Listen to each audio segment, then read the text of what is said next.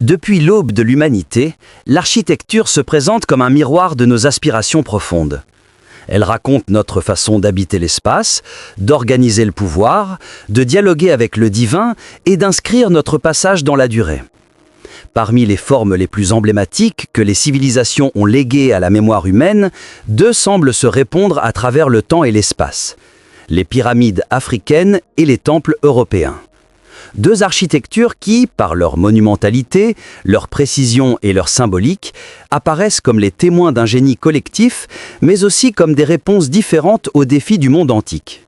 L'histoire révèle que longtemps avant que les premières cités grecques ne se structurent en police, l'Afrique avait déjà développé une tradition architecturale monumentale d'une ampleur inégalée. Au IIIe millénaire avant notre ère, l'Égypte érige ses premières pyramides, un geste architectural sans précédent, dont l'ambition dépasse de loin celle de toutes les sociétés contemporaines.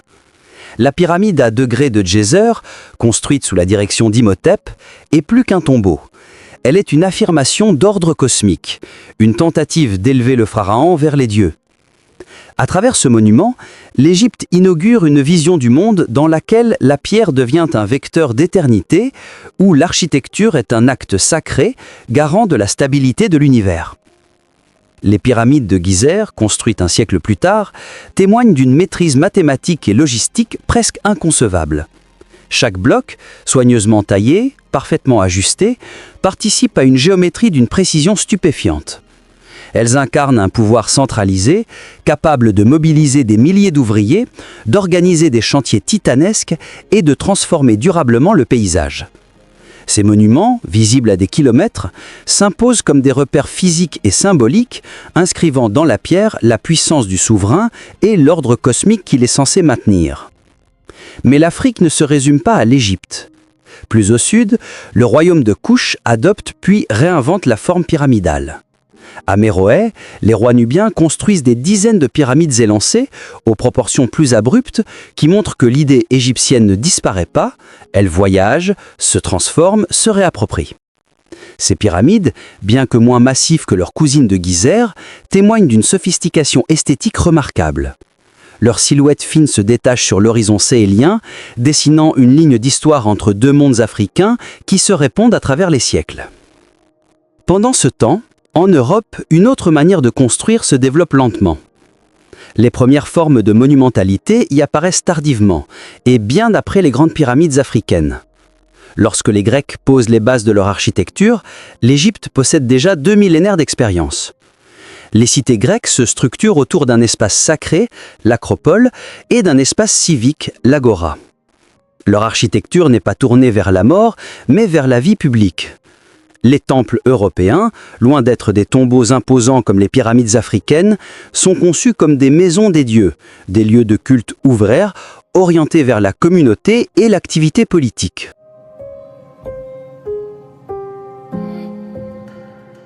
Lorsque les Grecs découvrent l'Égypte, ils sont frappés par la puissance visuelle de ces monuments.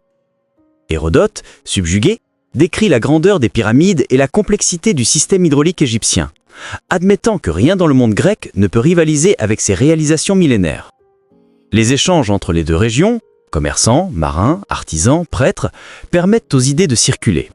Des influences, parfois subtiles, parfois directes, traversent la Méditerranée. Les Grecs adoptent certains motifs artistiques, certaines proportions, certaines techniques de taille de pierre provenant de l'Égypte ou du Levant. On retrouve même, dans les sculptures archaïques grecques, les fameux kouroïs, des postures et des proportions héritées des statues égyptiennes. Pourtant, malgré cette fascination, les Grecs ne construisent pas de pyramides. Leur rapport au divin est différent. Les Égyptiens cherchent l'éternité. Leur architecture est conçue pour survivre au temps, pour accompagner l'âme du souverain vers la vie éternelle.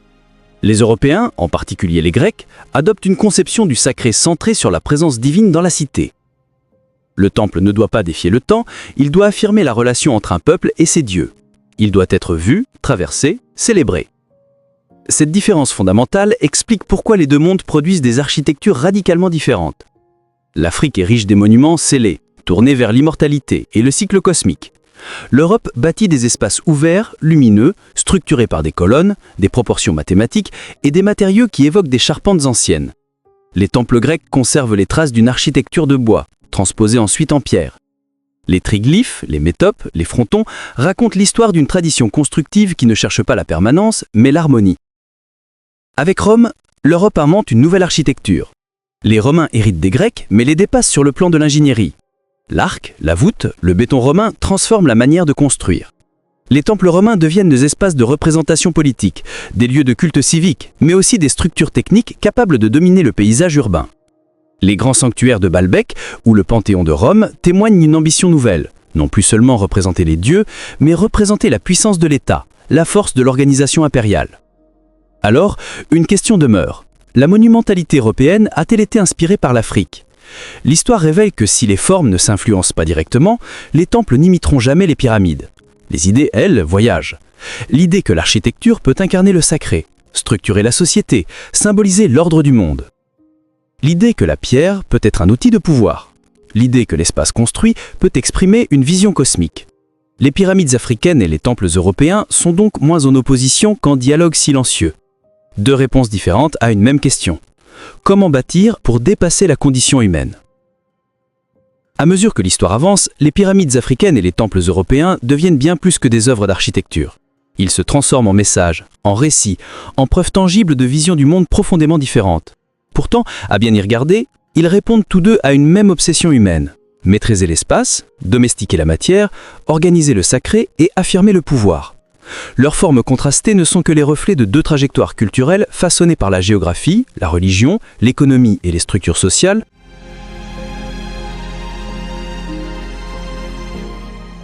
En Afrique, la forme pyramidale n'est pas un accident architectural, mais un aboutissement. Lorsqu'Imhotep érige la pyramide à degrés, il s'inspire d'une architecture préexistante, les mastabas, ces tombes rectangulaires en briques crues qui abritaient les élites. Le simple empilement de mastabas successifs produit une forme nouvelle, ascensionnelle, qui traduit une transformation radicale du rapport à la mort. Ce geste marque une rupture. Désormais, l'architecture doit imiter l'ascension spirituelle, la montée vers les dieux et la verticalité de l'ordre cosmique. La pyramide devient alors le lieu où se manifeste l'unité entre l'homme, la terre et le ciel. Sa géométrie, d'une symétrie impeccable, reproduit l'harmonie universelle. Ses dimensions colossales intègrent la stabilité et la permanence. La pierre, choisie pour sa résistance au temps, exprime l'éternité du pouvoir pharaonique. Chaque détail, chaque orientation, chaque proportion est chargée de sens. Les faces alignées sur les points cardinaux, l'inclinaison correspondant à des références astronomiques, les couloirs intérieurs conçus pour guider l'âme royale vers les étoiles impérissables. L'architecture africaine antique utilise la pierre comme un langage métaphysique. Même les pyramides nubiennes plus tardives prolongent ce dialogue entre architecture, cosmologie et souveraineté. Leur forme plus élancée n'affaiblit pas leur symbolisme, elle le renforce, comme un trait lumineux perçant le ciel du désert. Les rois couchites, héritiers et réinventeurs de la tradition égyptienne, démontrent que la monumentalité pyramidale n'est pas liée à un peuple, mais à une vision cosmologique africaine partagée. Elle exprime la souveraineté divine, la continuité des lignages, la place de l'individu dans l'ordre du cosmos. À plusieurs milliers de kilomètres de là, l'Europe suit un chemin tout à fait différent. Les peuples minoens et mycéniens, ancêtres des Grecs, ne laissent aucune pyramide derrière eux. Leur palais labyrinthique, comme celui de Knossos, illustre une autre logique, celle d'une architecture tournée vers l'administration, vers la gestion du surplus agricole, vers l'organisation sociale. Lorsque la civilisation grecque classique émerge au 8e siècle avant notre ère, l'idée même de pyramide n'a pas de place dans sa conception du monde. Pour les Grecs, les dieux ne résident pas dans des structures fermées et monumentales, mais dans des espaces ouverts, ventilés, baignés de lumière. Le temple grec devient alors le cœur visuel de la cité, mais jamais un espace intérieur destiné aux fidèles. Au contraire, c'est un écrin pour la statue du dieu, un repère dans le paysage, un symbole de stabilité civique plus qu'un lieu de rassemblement. Les colonnes, les frontons, les proportions codifiées traduisent une quête d'harmonie et de mesure. Si les pyramides africaines expriment la verticalité sacrée, les temples grecs valorisent l'équilibre, l'horizontalité, la rationalité géométrique. Leur beauté réside dans la simplicité apparente, dans la répétition, dans la symétrie perçue autant qu'analysée. Les Grecs pourtant connaissent très bien l'Égypte. À partir du 7e siècle avant notre ère, des cités grecques comme Milet et Samos installent des comptoirs commerciaux en Égypte. Plus tard, sous l'ère ptolémaïque, Alexandrie devient un carrefour où pensées grecques et savoirs africains se rencontrent. Des voyageurs grecs étudient les temples, observent les rituels, interrogent les prêtres. Certains s'inspirent des techniques de taille de pierre, d'autres des proportions ou des alignements astronomiques. Mais ce processus, loin de produire des pyramides européennes, va plutôt encourager les Grecs à systématiser leur propre tradition architecturale.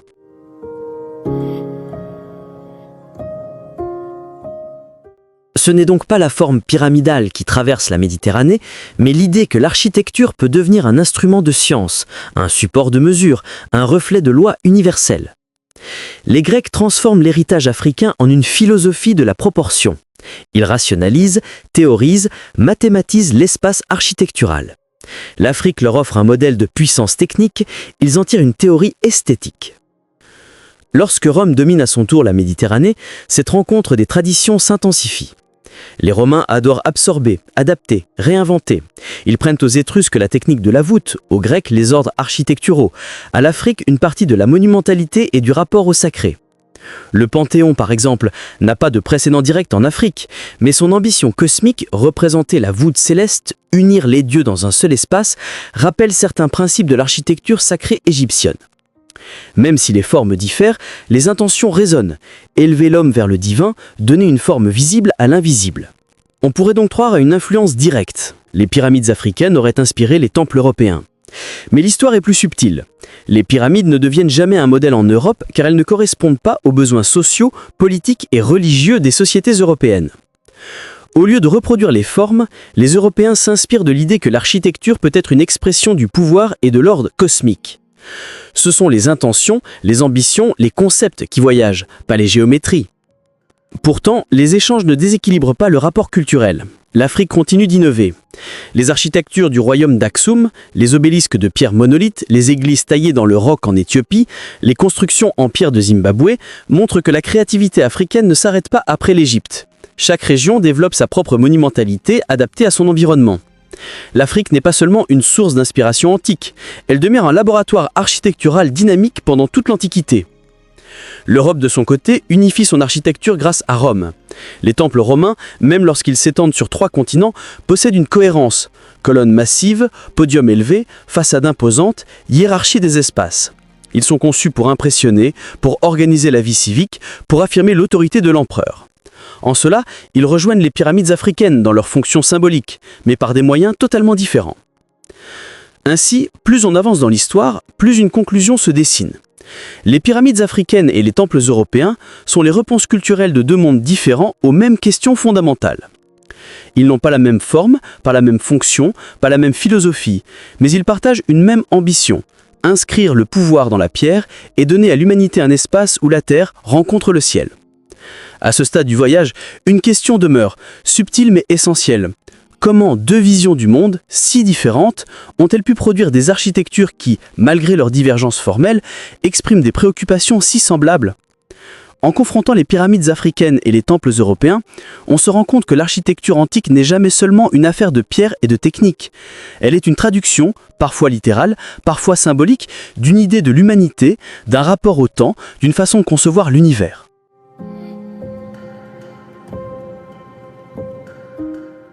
Lorsque l'on contemple les grandes pyramides du plateau de Gizeh, une impression domine, celle de l'immobilité absolue, presque métaphysique. Ces masses colossales semblent résister au mouvement du monde. Elles ressemblent à des montagnes façonnées par la main humaine, des fragments d'éternité déposés au milieu du désert. Cette impression n'est pas un hasard. Elle reflète la vision égyptienne de la stabilité cosmique du cycle solaire, de l'ordre universel, le Ma'at, que le pharaon était chargé de maintenir. Chaque bloc, chaque jointure, chaque orientation est pensée pour incarner cette permanence.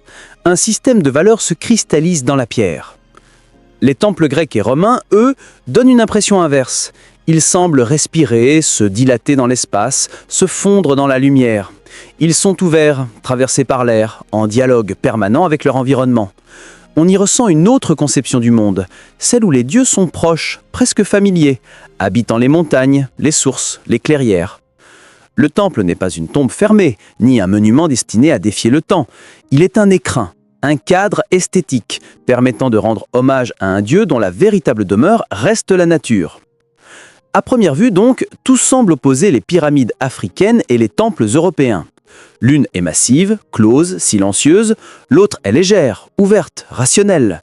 L'une sert à abriter un passage vers l'au-delà, l'autre sert à magnifier une présence divine sur Terre. Pourtant, ces différences apparentes dissimulent un dialogue beaucoup plus ancien, plus profond entre les civilisations.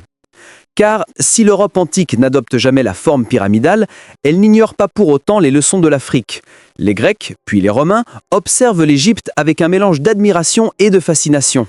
Ils y voient un peuple qui a maîtrisé la pierre bien avant eux, un peuple capable d'ériger des monuments défiant la mort. Ils y voient aussi un territoire d'une grande complexité religieuse, où chaque forme correspond à un mythe, chaque orientation à une étoile, chaque proportion à une loi cosmique. C'est cette idée que l'architecture peut incarner une vision scientifique du monde qui inspire profondément les Européens. Ainsi naît une circularité d'influence que les manuels d'histoire mentionnent encore trop peu. L'Afrique n'influence pas l'Europe par imitation, mais par inspiration conceptuelle. Les Grecs ne recopient pas les pyramides, mais comprennent que la pierre peut devenir un langage. Ils retiennent que l'architecture peut refléter des vérités invisibles.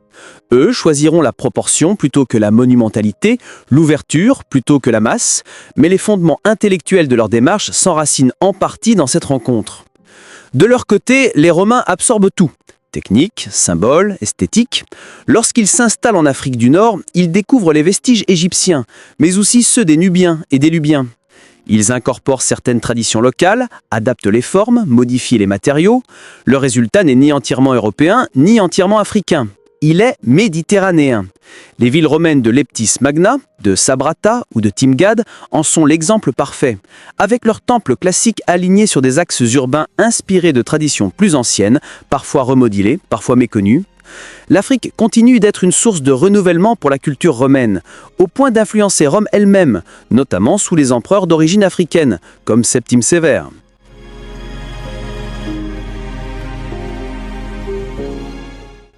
Inversement, la forme pyramidale n'est pas figée en Afrique, elle évolue, elle se diversifie. Dans le royaume de Méroé, les pyramides s'affinent, gagnent en hauteur et en verticalité. Elles ne sont plus simplement des tombeaux royaux, mais des marqueurs identitaires, des preuves que les peuples africains ne subissent pas l'influence égyptienne mais la réinventent. Dans l'Éthiopie antique, l'architecture rupestre et les monolithes d'Aksum explorent d'autres chemins. Ciselés dans la roche, sculptés comme des grimoires, ils capturent une vision du sacré profondément africaine, indépendante de l'Europe comme de l'Égypte. L'Afrique n'est pas un appendice de l'histoire architecturale, elle en est un centre. Et c'est ici que se pose la question la plus délicate. Qui a inspiré qui? Elle semble simple, elle ne l'est pas. Car l'inspiration, dans l'histoire, n'est jamais un transfert direct. C'est un réseau complexe d'échanges, d'observations, d'adaptations. L'Europe n'a pas construit de pyramide parce que sa vision religieuse, politique et sociale ne correspondait pas à cette forme. L'Afrique n'a pas construit de temple grec parce que son rapport au divin, à la mort et à la nature suivait une autre logique. Pourtant, les deux mondes ont dialogué, ils ont voyagé. Ils se sont observés. Et parfois, sans s'en rendre compte, ils se sont influencés. L'Europe a hérité, indirectement, de la rigueur astronomique africaine. L'Afrique a développé ses propres innovations bien après la fin de l'Égypte antique, montrant que son génie architectural n'a jamais cessé.